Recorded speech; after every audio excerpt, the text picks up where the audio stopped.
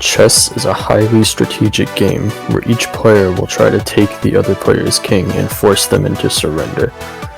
This move is also known as the checkmate, which is how the game ends. We will be talking about the pieces and how they move on the board.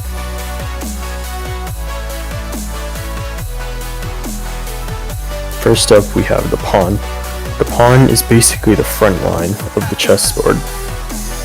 They are not the strongest and are very expendable, but they have their place, and they have some pretty cool things they can do. The pawn can move up one at a time, and they can only move forward. However, if it's their first move, they can move up two at a time, but only on their first move. When taking another piece, they can only attack diagonally. The rook is the castle-shaped piece, located on the corners of the board. There's two on each team, and they are pretty nice. The rook can move horizontally and vertically along the board, any amount of spaces, but only in these two directions.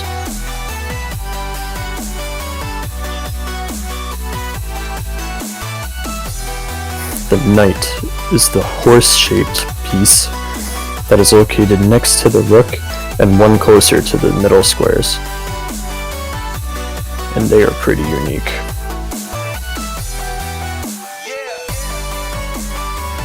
What makes the knight so unique is its ability to move in an L shape, whether it's up 2 over 1, or whether it's over 2 up 1, or even over 1 up 2. And also, the knight is the only piece that can jump over other pieces if there's one in its way. It can move over it. Pretty cool. Next up is the bishop. These pieces are located next to the knight and closer to the two center squares, but we know who those are reserved for.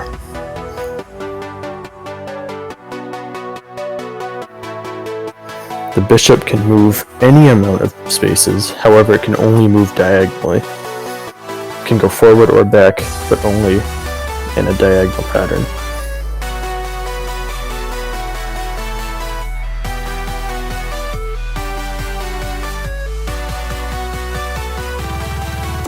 Next up, the most powerful piece on the board, the queen. The queen is tremendously important, and you definitely don't want to be losing this piece early on.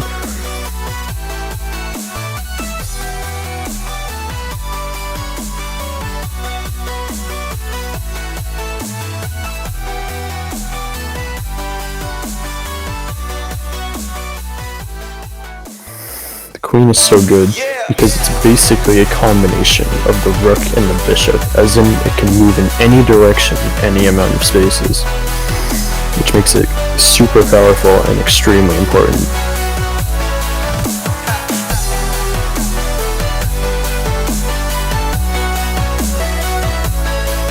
And last but certainly not least, the king. The king is easily the most valuable, as if you lose it, you lose the game. However, it's definitely one of the weaker ones, and you'll see why. The king can move in any direction.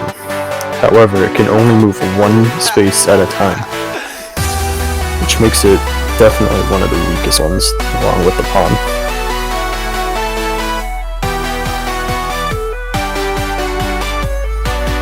I could make another video on everything that you can do in chess, such as castling and how a stalemate works, but this video would be so much longer, and it's already pretty long, so I think I'm going to leave it at that. I hope you learned some valuable information, even if it's just the very basic elements of the game.